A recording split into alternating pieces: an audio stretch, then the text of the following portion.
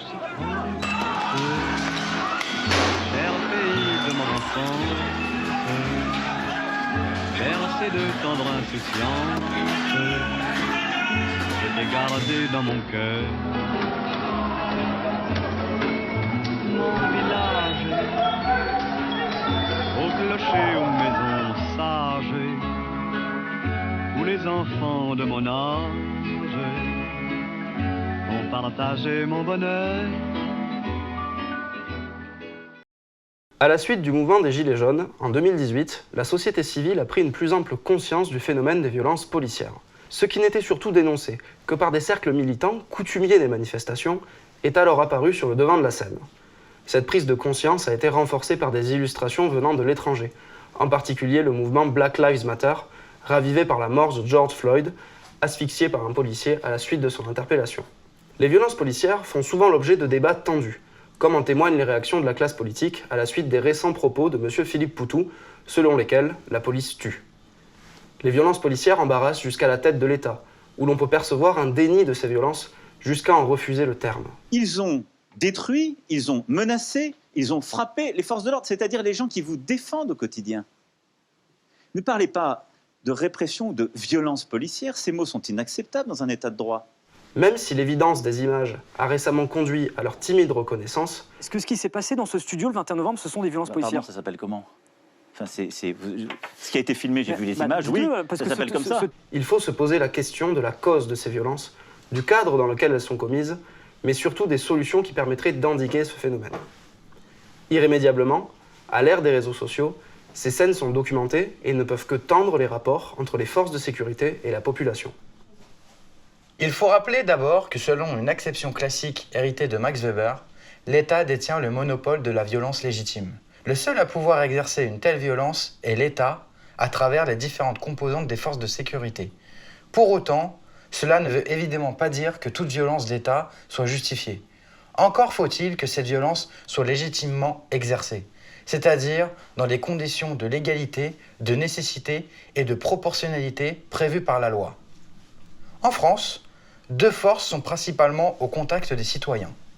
La police nationale, créée le 23 avril 1941, elle effectue des missions de maintien de l'ordre et de police judiciaire dans les villes de plus de 10 000 habitants. C'est une force composée de 249 000 agents. La gendarmerie nationale, créée le 16 février 1791, elle effectue ces mêmes missions en zone rurale et peut intervenir via la gendarmerie mobile dans les zones urbaines pour des opérations de maintien de l'ordre. On compte dans ses rangs 99 000 militaires et 2 000 civils. Comme nous l'avons dit, l'emploi de la force par ces différents agents est encadré par un triple principe: la légitimité, la nécessité et la proportionnalité. Dans le cadre de cette vidéo, on ne s'intéressera qu'à ce que l'on appelle traditionnellement les violences policières, c'est-à-dire aux formes illégitimes d'usage de la force, celles qui ne respectent pas le cadre et devraient entraîner la sanction de ceux qui les commettent. Il s'agira dans cette vidéo d'établir une typologie des violences policières illégitimes pour ensuite évoquer les solutions qui permettent de les faire reculer. La typologie des violences policières. Les violences policières peuvent prendre différentes formes, aussi bien physiques que verbales. Les violences physiques se traduisent par l'usage des armes à feu en dehors du cadre prévu par la loi, par des coups non nécessaires ou disproportionnés par rapport à la situation, ou encore par l'utilisation de techniques d'immobilisation mal exécutées. Ces violences physiques peuvent donner lieu à des blessures plus ou moins graves, des fractures, des amputations, des éborgnements ou encore des décès. À côté de ces violences physiques, il y a les violences verbales, qui constituent des infractions pénales et ou des manquements déontologiques commis en violation du Code de déontologie des policiers créé en 2014. On peut citer ici, à titre d'exemple, le manque de respect ou de courtoisie se traduisant par des comportements agressifs ou moqueurs, des injures, des menaces ou des propos racistes, ou encore des tutoiements inappropriés. Parmi les sources non officielles tentant de comptabiliser et de classer les violences policières commises en France ces dernières années, on trouve notamment le très sérieux Bastamag. D'après les données qu'ils ont compilées, entre 1977 et 2020, on dénombre 746 décès causés par une intervention des forces de l'ordre, dont la moitié avait moins de 26 ans, et parmi lesquels il faut compter 82 enfants ou adolescents de moins de 18 ans. Ces derniers se concentrent principalement dans la région parisienne et dans les agglomérations lyonnaises et marseillaises. Les quelques chiffres sur les circonstances de ces décès sont sans appel. 60% des décès résultent de l'usage d'une arme à feu par les forces de l'ordre, et parmi ces personnes tuées par balle, 57% n'étaient pas armées, et seulement 7% avaient préalablement attaqué les forces de l'ordre. Par ailleurs, 12% des décès sont consécutifs à une asphyxie, une noyade ou un malaise. On pense notamment à Steve Mayacanisso et Cédric Chouviat. Outre le travail de Bastamag, il est important de citer le travail de David Dufresne, avec le hashtag Allo Place Beauvau, journaliste qui a couvert les mouvements sociaux et la répression entre décembre 2018 et 2020, projet pour lequel il a d'ailleurs reçu le Grand Prix du journalisme en 2019. Il a recensé 992 signalements, 4 décès, 353 blessures à la tête, 30 éborgnés, 6 mains arrachées. La majorité de ces victimes étaient 720 manifestants et 145 journalistes. Du côté des sources officielles, souvent sujettes à controverse, on retrouve essentiellement les rapports annuels de l'IGPN et de l'IGGN. Dans son rapport pour l'année 2020, l'IGPN indique que 32 décès sont intervenus lors d'une opération de police. L'IGPN répartit ces décès en 5 catégories. Ceux liés à l'usage d'une arme individuelle ou d'une arme longue, 9 morts. Ceux liés au comportement de la personne décédée, 7 morts.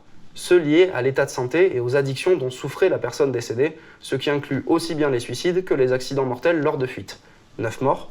Ceux en rapport avec l'usage de la force physique lors d'une interpellation, 2 morts. Ceux dus à un accident de la circulation, 5 morts. Toutefois, il est difficile d'en savoir davantage sur les circonstances précises dans lesquelles ont eu lieu ces décès, ni sur les suites pénales et disciplinaires associées à chaque fait.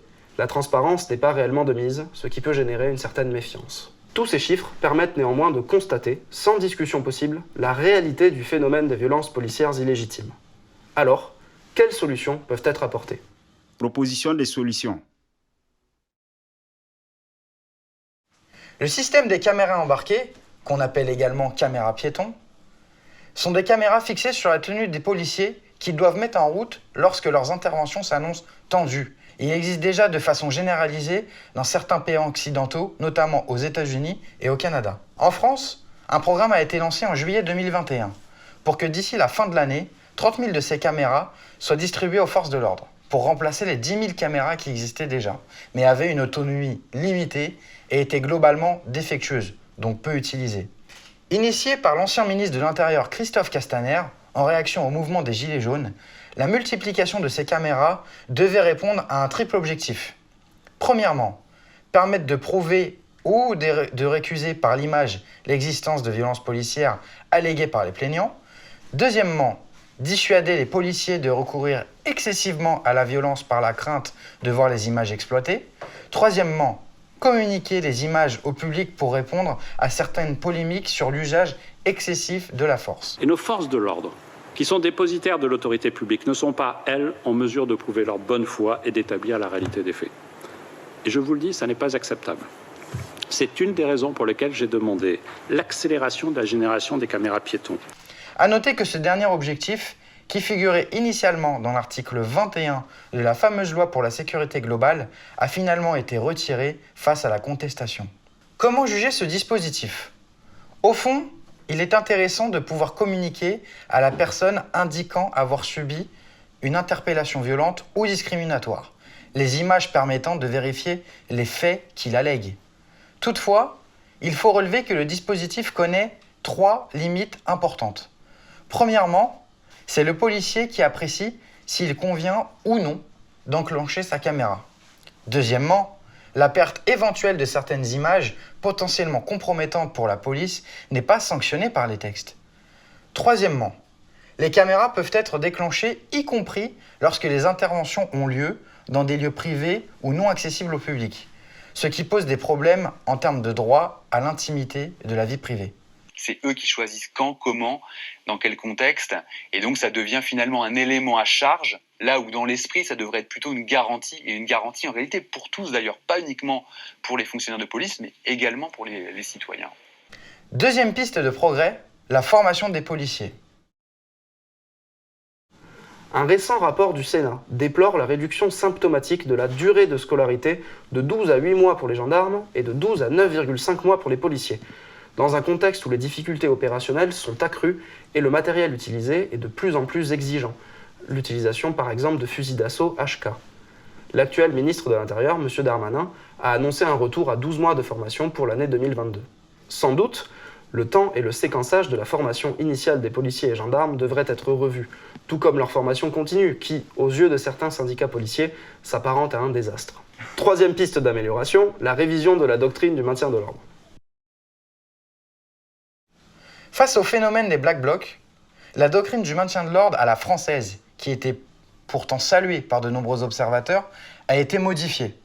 En effet, avant ces mouvements sociaux, la doctrine appelée doctrine Grimaud, du nom du préfet de Paris en poste vers la fin des événements de mai 68, reposant sur la mantra « montrer sa force pour ne pas s'en servir », était fondée sur 3 piliers: tenir à distance les protestataires, intervenir collectivement et sur ordre, et enfin employer graduellement la force de manière réversible.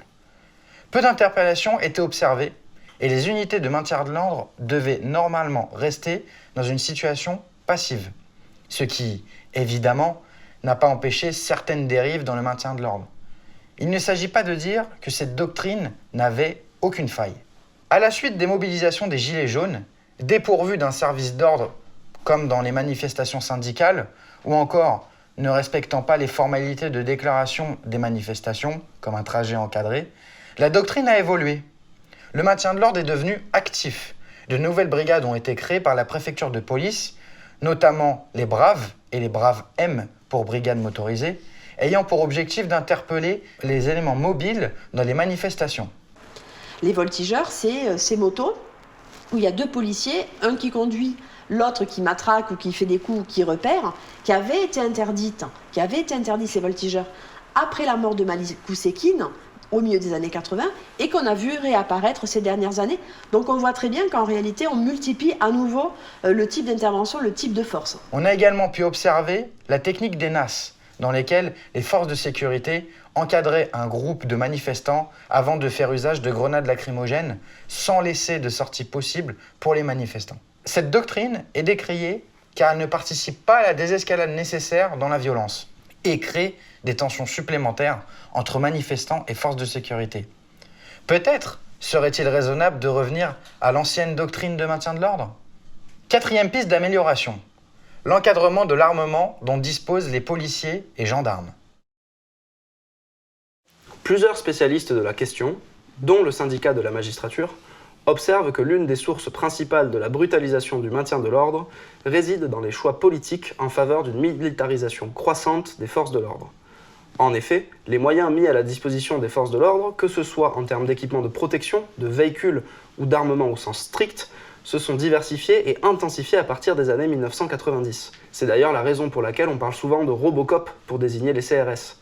Or, il est avéré que ces évolutions, dans la mesure où elles conditionnent l'usage de la force, sont génératrices de violence et de mutilation. L'une des principales critiques concerne l'usage très important et sans doute très excessif des armes de force intermédiaire, parmi lesquelles figurent notamment le taser, le lanceur de balles de défense, et les grenades de désencerclement. Ces 2 dernières armes ayant causé plusieurs amputations et énucléations à l'occasion du mouvement des Gilets jaunes. Si l'introduction et le développement de ces armes a originellement été justifié par la volonté de gérer les foules à plus grande distance pour limiter le risque de blessure, le nombre de blessés et de mutilés engendrés par ces armes amène à un constat d'échec. On est un des rares pays encore en Europe, à utiliser les LBD et les grenades de désencerclement en Europe. Pourquoi ? Qu'on arrête. Au regard de ce constat, il apparaît nécessaire de mieux encadrer l'usage de ces armes, voire de renoncer à certaines d'entre elles, comme cela a été le cas pour les grenades offensives. Les policiers qui interviennent dans les quartiers, les policiers qui sont en manifestation, doivent être désarmés. Absolument, parce qu'on sait que l'armement favorise aussi les violences manifestantes. C'est-à-dire l'impression d'avoir des Robocop en face de vous, ça ne va pas vous donner envie d'être pacifique et d'aller manifester très calmement et très pacifiquement. Dernière piste de réforme, celle du système d'inspection interne de la police et de la gendarmerie. Également décrié, les autorités d'enquête internes à la police et à la gendarmerie font l'objet d'une critique majeure, leur manque d'indépendance. En effet, l'inspection générale de la police nationale et l'inspection générale de la gendarmerie nationale sont toutes 2 soumises à leur propre direction. Ainsi, des gendarmes enquêtent sur les gendarmes et des policiers enquêtent sur des policiers. De plus, les policiers et gendarmes occupant ces fonctions ne sont pas inamovibles et peuvent à tout moment rejoindre une unité de terrain ce qui pose la question de leur indépendance dans les enquêtes. Il pourrait notamment être opportun de revoir la composition de l'IGPN. Aujourd'hui, elle est composée exclusivement par des policiers et il pourrait être intéressant, au moins à titre expérimental, d'y faire participer des juristes, des magistrats, d'autres fonctionnaires ou encore des personnes issues de la société civile. Le contrôle et le travail de l'IGPN et de l'IGGN est complètement insatisfaisant. Au syndicat de la magistrature, on s'interroge sur la question de créer une nouvelle instance qui serait totalement indépendante, qui serait totalement déconnectée du ministère de l'Intérieur, qui serait composée pas forcément de policiers d'ailleurs, ou pas que de policiers, avec des agents même qui viennent de tout horizon, des sociologues, des experts en toute matière, des anthropologues, des universitaires, enfin bon bref. Il pourrait également être intéressant de revoir le statut de l'IGPN, par exemple en faisant un organe autonome, totalement indépendant du ministère de l'Intérieur. De nombreux pays ont mis en place un contrôle extérieur de leurs forces de sécurité. En Angleterre, par exemple, l'IOPC, Independent Office for Police Conduct, est totalement indépendant. Aucun membre de la direction n'est issu de la police. Ce mode de fonctionnement donne une confiance de la population dans le contrôle des forces de sécurité.